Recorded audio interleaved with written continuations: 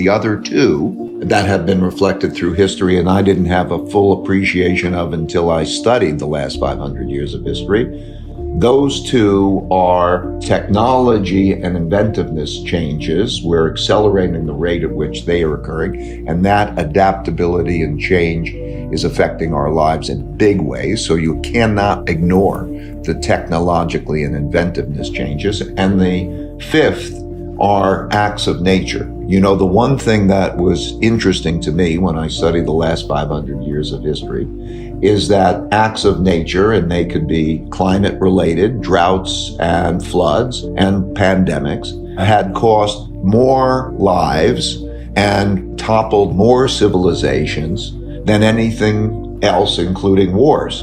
So they are something that comes along irregularly. You know, when you have the pandemic or the drought or that event that comes along once in 100 years or so, they have had big effects too. So pandemic is a reminder of those. But those are the drivers, and they will remain the main drivers. And as they change, prices will continue to change. I think you have to look at the dynamic behind those prices, and I think I would look at them a bit differently. Regarding the dynamic behind those prices, it is that we are spending more than we are earning by a lot, individuals and the country as a whole, and that we need money, partially because of the political issues, partially for all the reasons that you know. So a lot of debt is being created that is also producing the need for a lot of money. And as a result of that, we have very negative real interest rates. Real interest rates of short-term interest rates are significantly negative, and even bond yields, real bond yields, are over 100 basis points negative.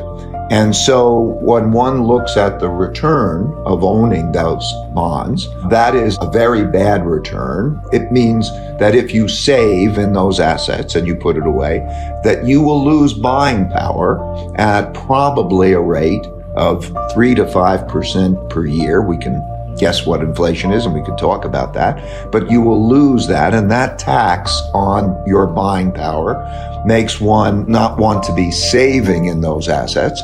It makes one want to borrow in those assets, and the availability of credit and that set of circumstances drives money into other assets, and those assets are investment assets as well as goods and services. And so what we see now is that stocks are not expensive, not very expensive, maybe a little bit more so than normal, relative to bonds, which are very expensive, but still not expensive in relation to cash. And so they are all having expected returns that are comparatively low, and we have an inflationary period. So it's very important to understand the paradigm that we're in and how that dynamic works. And so as the inflation pressures become an issue and we have relatively, let's say, stronger growth, those things will start to change. And so the big question that the markets look at is, how will that change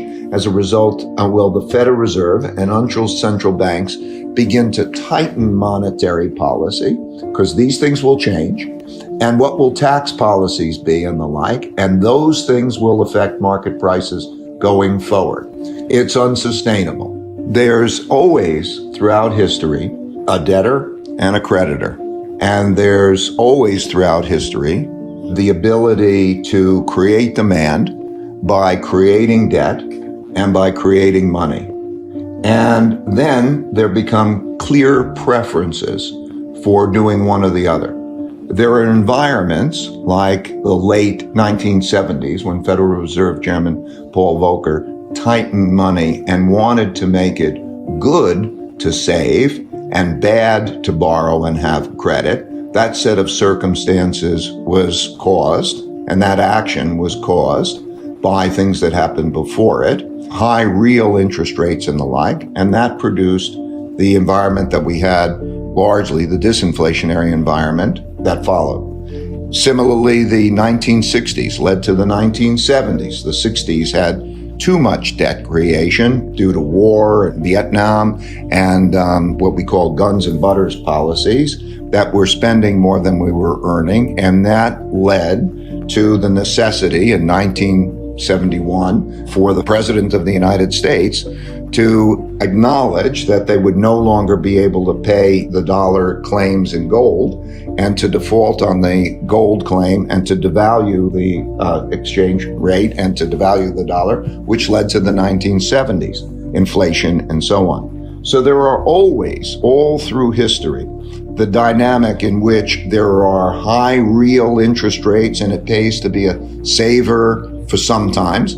And there are times when there are very, very low real interest rates and the need to create a lot of money and credit, and it pays to have assets, the opposite side of assets, positioned in the opposite way. And that's been true throughout history. And that's the main driver. So I think when we look forward, we can use those as guides to what's likely to happen in the way of excess return. It's in fact the way the system works. In other words, investors, borrowers and lenders look at the relative expected returns of cash, bonds, and other asset classes and move their money between those things based on the relative pricing. And that's why, for example, when there is a rise in interest rates, a tightening of monetary policy, and short-term interest rates rise relative to longer-term interest rates, so the yield curve begins to flatten and so on, that we see that there's a slowing in the economy and a slowing in capital availability, lending, long-term lending. There's a shift to saving, and as a result, there's a slowing of the economy. That's, to me, how the system works.